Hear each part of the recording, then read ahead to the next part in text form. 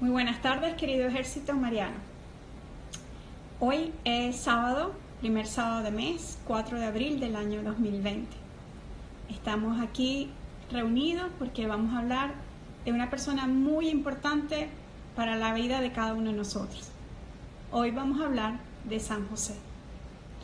Vamos a aprender, vamos a meditar de todas esas enseñanzas que muchas veces nosotros no sabemos y que han sido tan importantes para la vida de tanto Jesús como de María, porque fue San José el que acompañó en todo este camino a María y el que también le dijo sí a Papá Dios.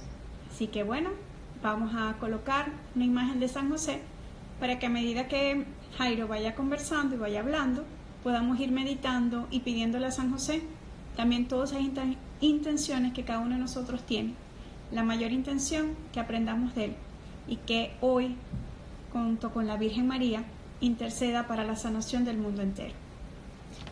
A pesar de que no hay mucho material acerca de San José, en el sentido de que en la Biblia no se hace muchas veces referencia a él, vamos a tratar de separar el estudio de San José en 2 sesiones.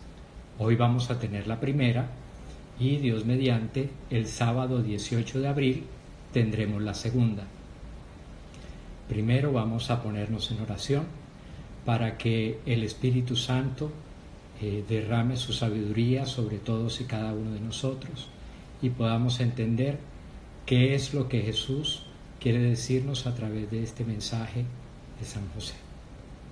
Bueno, con la imagen de San José vamos a colocarnos en oración. Por la señal de la Santa Cruz de nuestros enemigos, líbranos, Señor, Dios nuestro, en el nombre del Padre, y del Hijo, y del Espíritu Santo. Amén. Ven, Espíritu Santo, ven por medio de la poderosa intercesión del Inmaculado Corazón de María, tu amadísima esposa. Ven, Espíritu Santo, ven por medio de la poderosa intercesión del Inmaculado Corazón de María, tu amadísima esposa.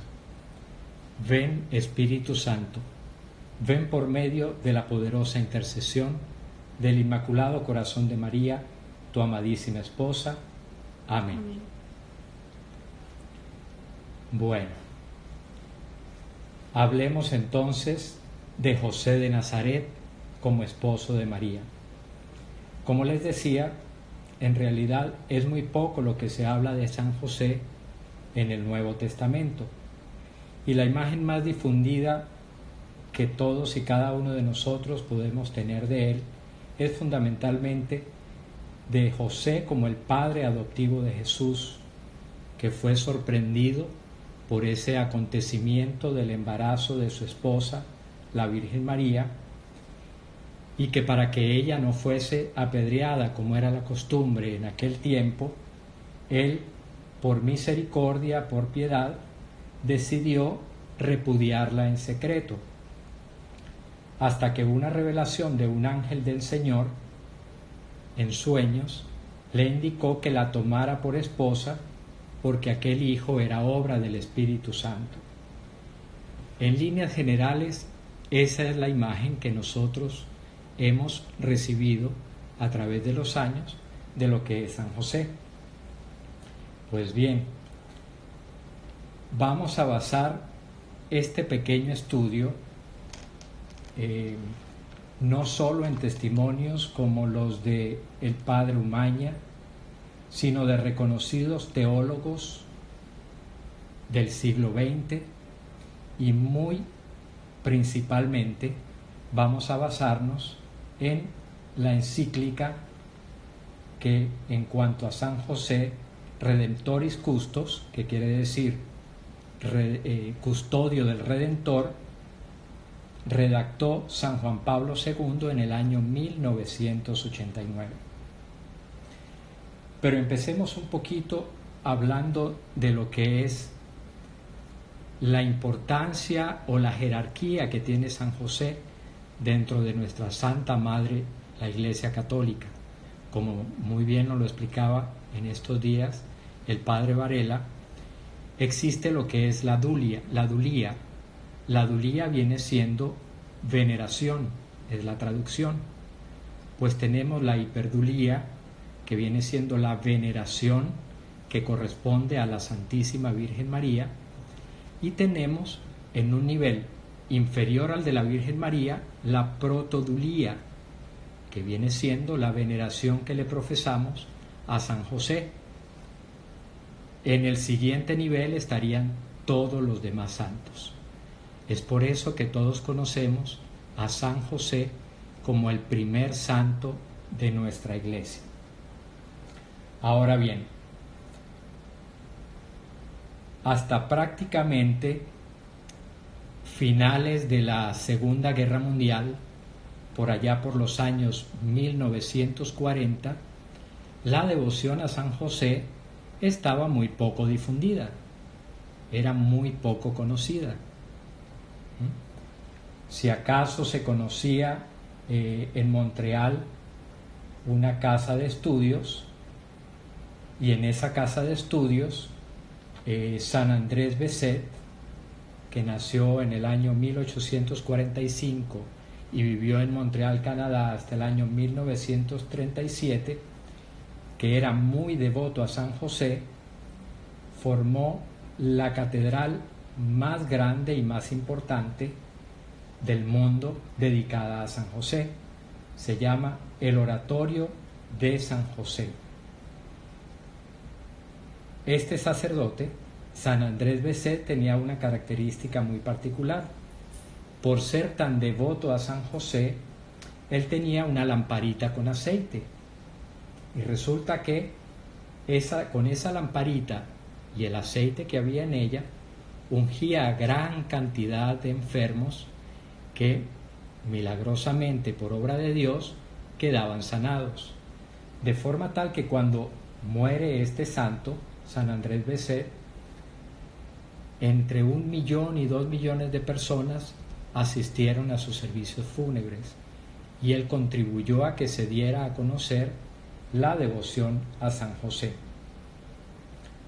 Por otra parte, apenas la primera encíclica que hablaba de San José fue publicada en el año 1889 por el Papa León XIII, y justamente 100 años después, nuestro San Juan Pablo II publicó la encíclica de la que les hablaba al principio, en el año 1989, Redemptoris Custos, que quiere decir custodio del Redentor.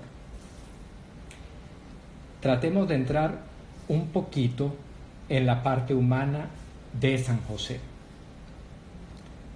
En cuanto a la rama ascendente de San José, podemos afirmar, tal como lo dice en la Biblia, que él era un descendiente directo por línea paterna del rey David. ¿Dónde nació? Nació en la ciudad de David. ¿Cuál es la ciudad de David? A ver si alguien lo sabe. Belén. Él nació en una pequeña finca que quedaba aproximadamente a 1 kilómetro de la ciudad. Hoy en día, el sitio donde nació San José, en ese mismo sitio está el monasterio de las Carmelitas de Belén. Él era el tercero de los hijos de su familia, y desde muy pequeño fue un niño muy piadoso y muy religioso. En esos tiempos todavía existía un monasterio de monjes judíos llamado los Esenios, que estaba no muy lejos de Belén. Vamos a hablar un poco de estos monjes porque ellos tenían la característica de que vivían en castidad completa, totalmente consagrados a Dios y renunciando a las relaciones sexuales. En una época incluso había algunos de estos monjes que vivían en pareja, hombre y mujer, y vivían esa pareja y ese matrimonio, vivían en castidad completa también, y esa práctica llegó a extenderse unos 300 años antes de que estuviera San José con nosotros. Esto lo traigo a colación porque como San José era un justo varón, y justo varón quería decir que era culto, él estaba familiarizado con este tipo de prácticas, de vivir en castidad, no solo a nivel individual, como soltero, sino a vivir también en castidad en el matrimonio. Ahora vamos a pasearnos un poco por lo que eran las costumbres de la época en cuanto a cómo se comprometían los jóvenes. Resulta que cuando los jóvenes estaban en edad de casarse, los sacerdotes los llamaban y les decían, por ejemplo, llamaban al muchacho y le decían: tú eres descendiente de la rama de David. Llamaban a la muchacha y le decían: tú también eres descendiente de otra rama de David. Luego, lo más lógico es que ustedes se casen porque ambos descienden del rey David, y así aseguraban la descendencia davídica. ¿Qué significaba esto? En aquel tiempo cuidaban mucho de los matrimonios que provenían de las ramas descendentes de los reyes, sobre todo la del rey David, porque estaba prometido el Mesías. Recordemos que de todas las profecías mesiánicas hay dos que son las más importantes. La primera de ellas, que el Mesías nacería de una virgen, y la segunda, que esa virgen provendría o pertenecería de la rama del rey David. Entonces, en aquel tiempo los sacerdotes eran muy cuidadosos de este tipo de situaciones. ¿Qué sucede? Que al ser José descendiente de la rama de David y al ser María descendiente de la rama de David también, lo más seguro es que los hayan llamado a ellos y les hayan informado que tenían que casarse. Como José era muy respetuoso de la ley, al igual que María, en aquel tiempo no les daban opción a que los muchachos se rehusaran a cumplir con la ley. La ley judía siempre fue muy estricta, y más que todo en ese tiempo. Entonces, a ellos no les quedaba más opción que aceptar, que asentir. No hay prueba de ello, pero quizás esa fue la manera en la que José y María debieron encontrarse el uno frente al otro y ante el compromiso de ese matrimonio que quizás ellos no buscaron.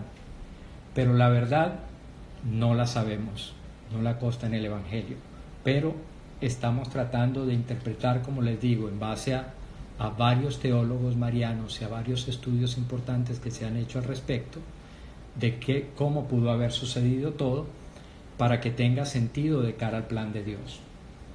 Ahora bien, hablemos ahora un poco del voto de virginidad de María de cara al matrimonio con José, porque lo más lindo de todo esto es que si vamos a hablar de José, tenemos que hablar de María, y al hablar de José y de María dentro del plan de Dios, terminamos hablando también de Jesús. Y así, en conjunto, vamos obteniendo como referencia lo que fue la Sagrada Familia y el ejemplo importante que continúa siendo como referencia para todos y cada uno de nosotros hoy en día. Volviendo al punto del voto de la virginidad de María. Pensemos que María había hecho, tal como lo profesó, un voto de virginidad antes de verse ante la situación de compromiso con José. Ella se encontraba ante la siguiente disyuntiva.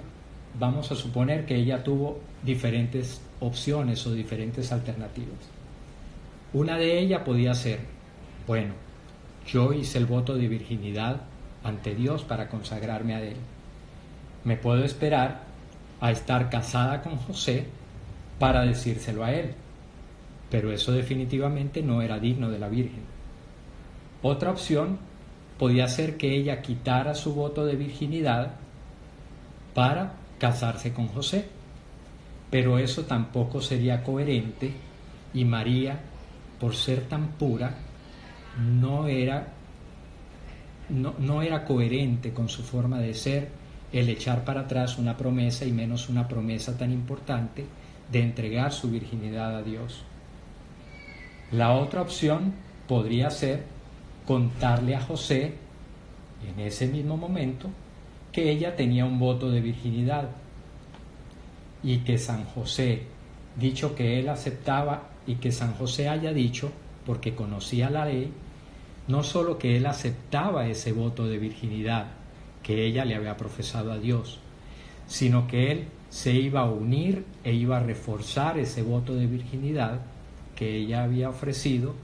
Hablemos de la referencia y de la influencia que había de parte de los monjes esenios en San José, y él hubiese decidido también asumir un matrimonio en castidad.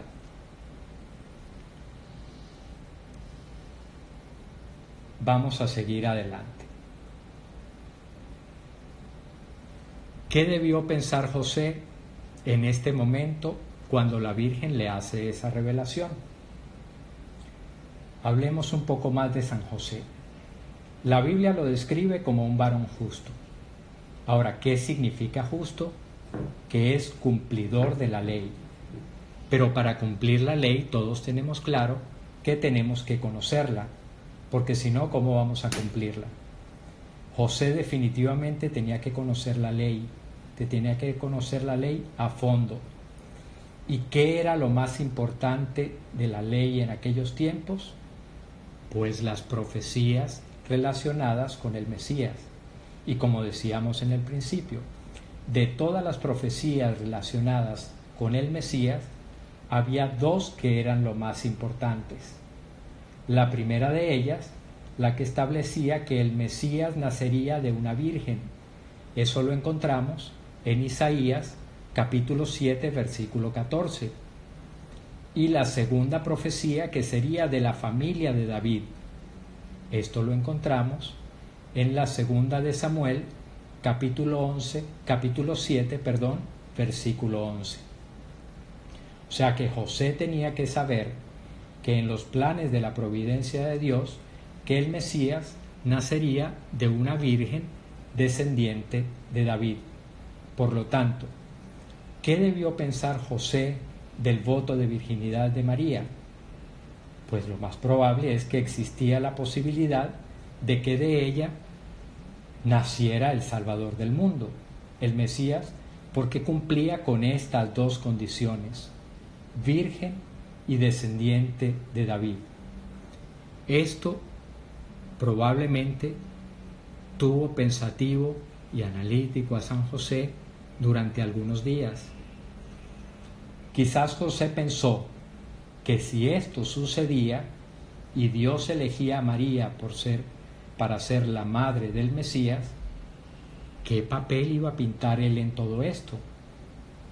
Lo más seguro es que tuviese que irse, porque si se quedaba con ella, la madre virginal del Mesías elegida por Dios, la gente iba a pensar que él era el padre, y de esta forma él estaría no solo usurpando la paternidad que nadie le había dado, sino que estaría desviando la verdad.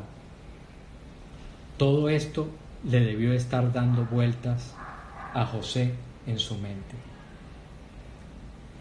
Si nosotros tomamos a María como lo que realmente fueron y lo que continúan siendo, como un modelo de matrimonio para todos y cada uno de nosotros, hay actitudes que son propias de un ejemplo de matrimonio como el de ellos: la sinceridad, la honestidad, la humildad, la fidelidad.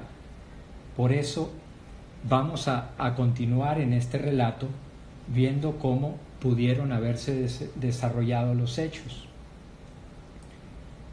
En aquel tiempo, volvemos otra vez, como los muchachos los casaban prácticamente, los obligaban a casarse, no tenían nada preparado en un principio. ¿Okay? Entonces, ellos definitivamente se casan por obediencia a la ley judía. Pero como José no tenía nada preparado para llevarse a vivir a María, porque el matrimonio había sido impuesto por los sacerdotes, les daban el permiso para que se quedaran en su casa hasta que José, en este caso el esposo, tuviera listo lo que iba a ser su nuevo hogar. En este momento, mientras están viviendo separados, llega la Anunciación. El ángel Gabriel se aparece a la Virgen María y le dice que va a ser la madre del Mesías.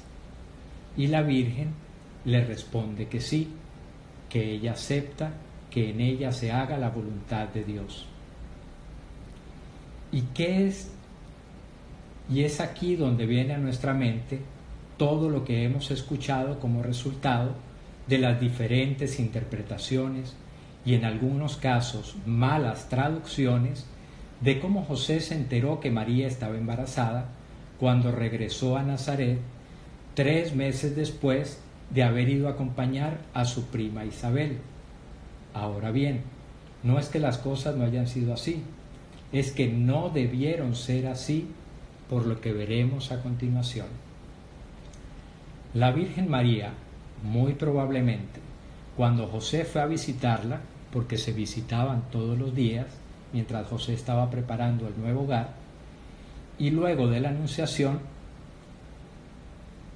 ¿qué es lo que debió hacer? Contarle de primera mano a José lo que le había sucedido, que el ángel del Señor le había anunciado que ella iba a ser la madre del Mesías y que ella había aceptado.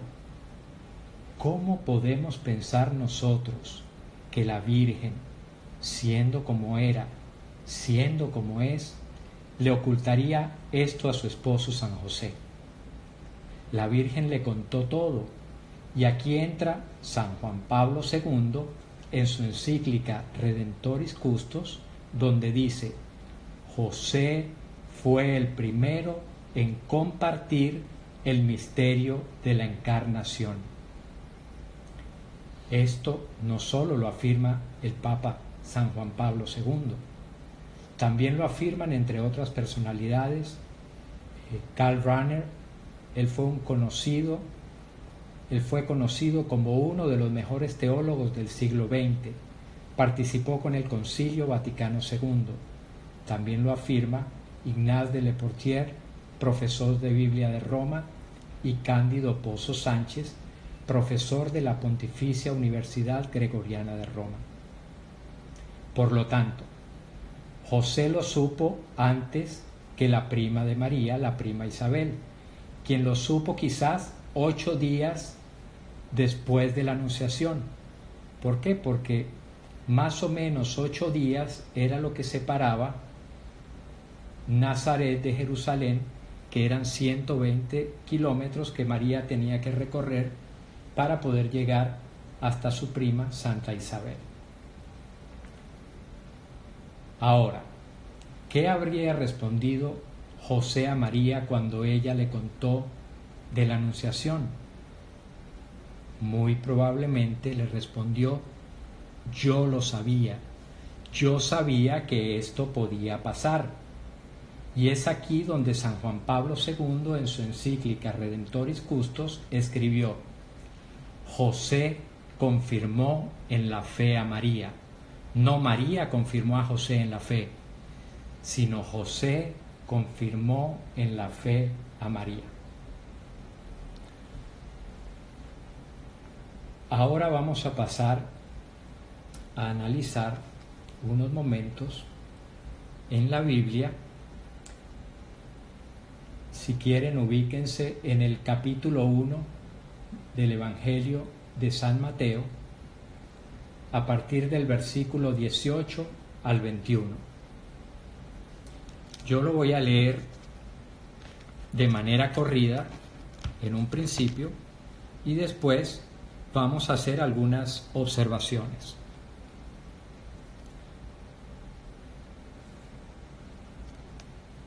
Lectura del Santo Evangelio según San Mateo. El origen de Jesucristo fue este. María, su madre, estaba comprometida para casarse con José, pero antes que vivieran juntos, se encontró encinta por el poder del Espíritu Santo. José, su marido, que era un hombre justo y no quería denunciar públicamente a María, decidió separarse de ella en secreto. Ya había pensado hacerlo así, cuando un ángel del Señor se le apareció en sueños y le dijo: José, descendiente de David, no tengas miedo de tomar a María por esposa, porque su hijo lo ha concebido por el poder del Espíritu Santo. María tendrá un hijo y le pondrás por nombre Jesús.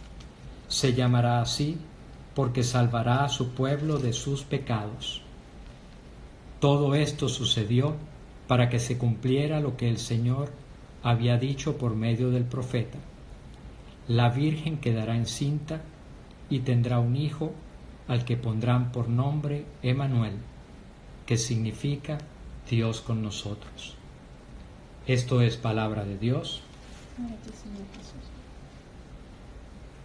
Bien, fíjense cómo, dependiendo de las traducciones que se hayan hecho del escrito original, esas imprecisiones pueden dar origen a que se cambien completamente los conceptos que nosotros podamos haber recibido. Fíjense cuando dice: estaba comprometida para casarse con José. Ahí está la primera imprecisión. Dice San Juan Pablo II en su encíclica: ya estaban casados, unidos en verdadero matrimonio. No estaba comprometida para casarse con Jesús. Quiere decir que cuando esto sucede, ya ella estaba casada con José. Seguidamente dice José, su marido. Allí se está traducido. ¿Por qué? Porque ya estaban casados. Después dice que era un hombre justo y no quería denunciar públicamente a María. Segunda imprecisión. Otros traducen ponerle en evidencia en lugar de denunciar. El verbo que originalmente usa el evangelista es publicar, es decir, José no se sentía autorizado a publicar, a denunciar, a hacer público el mensaje de la anunciación del ángel Gabriel. Además, nadie le iba a creer. Por otra parte, cuando dice decidió separarse de ella en secreto, ahí está una tercera imprecisión, producto de errores o falta de traducción. Otros traducen repudiarla en secreto. Está mal traducido, depende de la Biblia que nosotros tengamos. El verbo repudiar en griego es el verbo apóstasis, y el verbo que usa el apóstol en el texto original fue apolío, que significa dejar en libertad, desatar. Lo que debió pensar San José no fue repudiar a María como se repudiaba a una adúltera, sino dejarla libre y no obligarla a vivir por él en caso de que ella quisiera consagrarse a Dios como otras mujeres de su época. Tenemos el caso de Ana la profetisa, que dedicó su vida a permanecer en el templo de Jerusalén adorando a Dios. Así lo tenía planeado hacer José, dejarla en libertad a la Virgen María, cuando el ángel del Señor se le apareció y le dijo: José, descendiente de David, no tengas miedo. La palabra miedo allí es clave. No tengas miedo de tomar a María como esposa. Fíjense que el ángel no le dice: no dudes de tu esposa, no la juzgues mal, no pienses mal de ella, no la condenes, no la critiques, sino el ángel le dice: no tengas miedo. José tiene una actitud de temor santo ante la grandeza de la Santísima Virgen. El mismo temor que pudo sentir Pedro cuando se arrojó a los pies de Jesús y le dijo: «Apártate de mí, Señor, porque soy un pecador». O el mismo temor que pudo sentir aquel centurión cuando le dice a Jesús: «No soy digno de que entres en mi casa». José de igual manera debió sentir que no era digno de María, sintiendo un temor, un santo temor reverencial. Si María ha sido tomada por Dios, debió pensar: ¿quién soy yo para quedarme a usurpar una paternidad que nadie me ha conferido? Luego en la lectura, cuando dice: José, descendiente de David, no tengas miedo de tomar a María por esposa, porque hay un texto, hay una palabra, una expresión que la mayoría de las Biblias omiten y que va justo en este punto. Es el verbo griego gar. Ese verbo griego gar traduce en efecto. En efecto. Entonces va ahí justo en ese punto. Voy a volverlo a leer. José, descendiente de David, no tengas miedo a tomar a María por esposa, porque en efecto su Hijo lo ha concebido por el poder del Espíritu Santo. ¿Qué significa en efecto? Quiere decir que el ángel del Señor le está confirmando lo que José ya sabía. En las revelaciones de Santa Brígida dice: tal como ella te lo comunicó. Si quitamos la palabra griega gar, en efecto, fíjense cómo quedaría la frase: no tengas miedo de tomar a María por esposa, porque su Hijo ha sido concebido por el poder del Espíritu Santo. Es decir, le estaría revelando algo que José no sabía. Pero si ponemos el gar en el medio, en efecto, le está confirmando lo que Jesús ya sabía. ¿Se fijan cómo una palabra que se omita en la traducción o que se traduzca mal puede cambiar totalmente el sentido de lo que la lectura quiere transmitir? Avancemos un poco más. Ahora fíjense lo que dice San Juan Pablo II en la encíclica.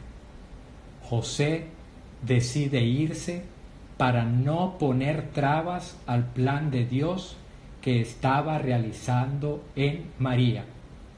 No dice: José decide irse porque duda de la integridad de María, o porque ignora el plan de Dios, o porque no sabía de la anunciación.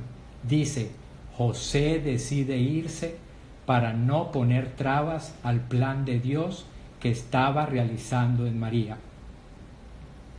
Lo más hermoso, y eso tenemos que agradecérselo a Dios en la figura del Espíritu Santo, que iluminó a nuestro San Juan Pablo II, es que en esa encíclica, Redemptoris Custos, en solo 3 frases, San Juan Pablo II confirma todo aquello de lo que hemos estado hablando en este momento.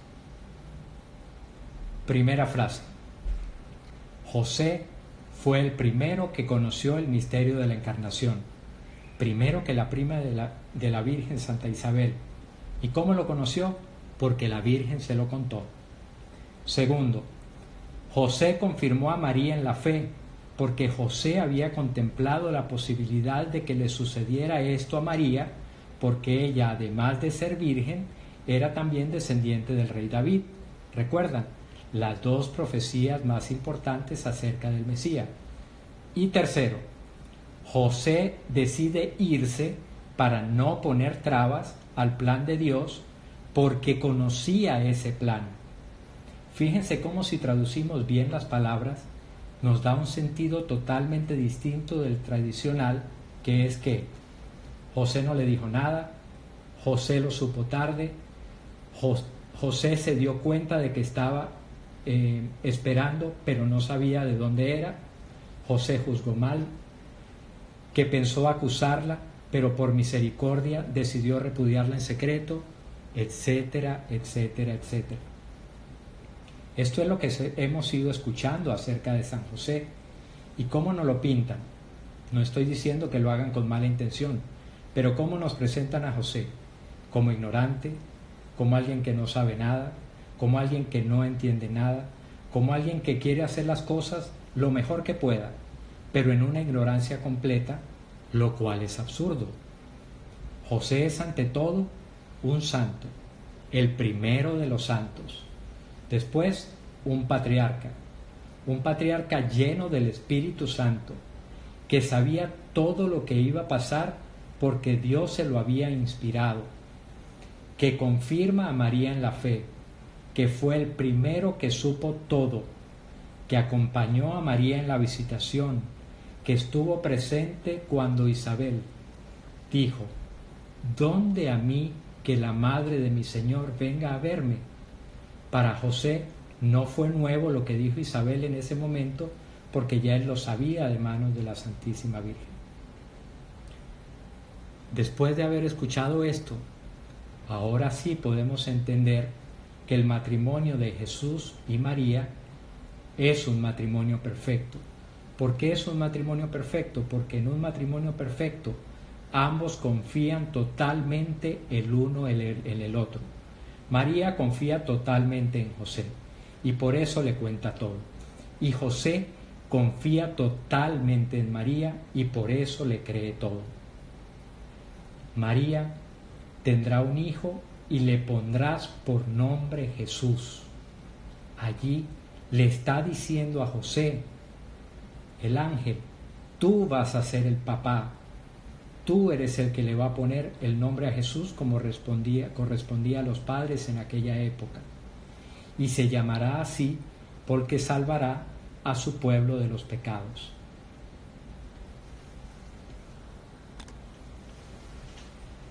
Querida familia, como verán,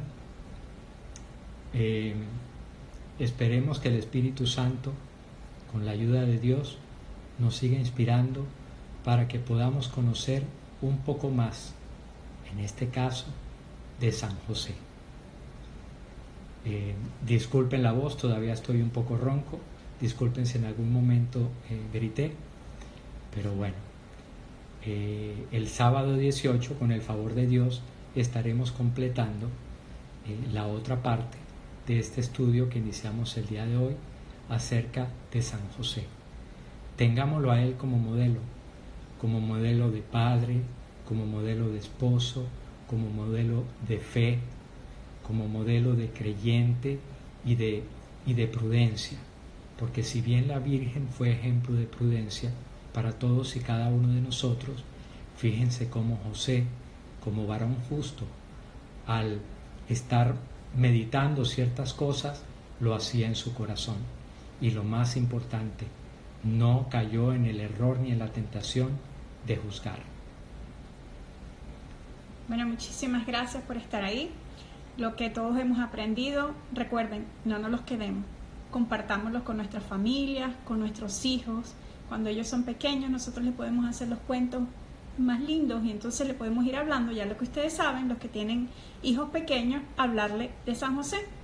Y los que tienen hijos tan grandes, ya bueno, se lo pueden decir ya como ustedes lo han aprendido. Que Dios los bendiga. Nos vemos a las 8 de la noche. Los que no han ido a misa, vamos a misa ahora. La podemos ver por el televisor, la podemos ver por el teléfono. Así que bueno, hoy es día sábado. Vamos a ofrecer este día por la Virgen. Nos vemos en un rato. Gracias. Bendiciones.